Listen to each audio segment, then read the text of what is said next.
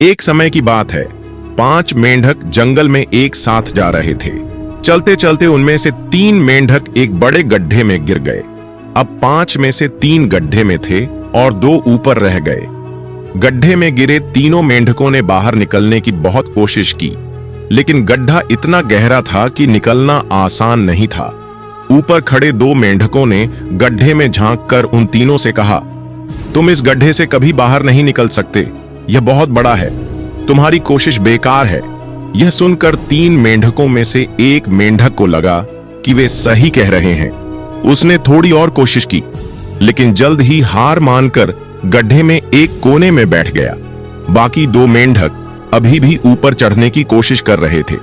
ऊपर वाले मेंढकों ने फिर कहा, तुम जो कोशिश कर रहे हो वह व्यर्थ है, तुम्हें अपनी पूरी जिंदगी इसी गड्ढे में बितानी पड़ेगी।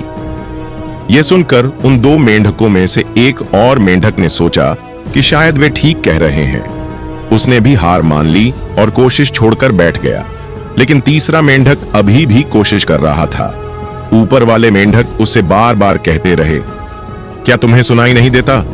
बाकी दोनों ने हार मान ली और तुम अभी भी सोच रहे हो कि इस गड्ढे से निकल जाओगे। लेकिन उनकी बातों का उस तीसरे मेंढक पर कोई असर नहीं हुआ। वह लगातार कोशिश करता रहा और आखिरकार अपनी मेहनत के बल पर वह गड्ढे से बाहर निकल गया। सभी मेंढक हैरान थे कि वह बाहर कैसे निकला। इसका राज यह था कि वह मेंढक बहरा था, उसे कुछ सुनाई नहीं देता था, इसलिए ऊपर वाले मेंढकों की निराशाजनक बातें उस तक पहुंची ही नहीं। वह बस अपनी कोशिश में लगा रहा और सफल हो गया। जिंदगी में जब हम कुछ अच्छा करने की कोशिश करते हैं तो कई लोग हमें रोकने की कोशिश करते हैं। वे तरह तरह की बातें करते हैं ताकि हम हार मान लें। लेकिन अगर हमें सफलता पानी है तो हमें बहराह बन जाना चाहिए। दूसरों की नकारात्मक बातों को अनसुना कर अपने लक्ष्य पर ध्यान देना चाहिए।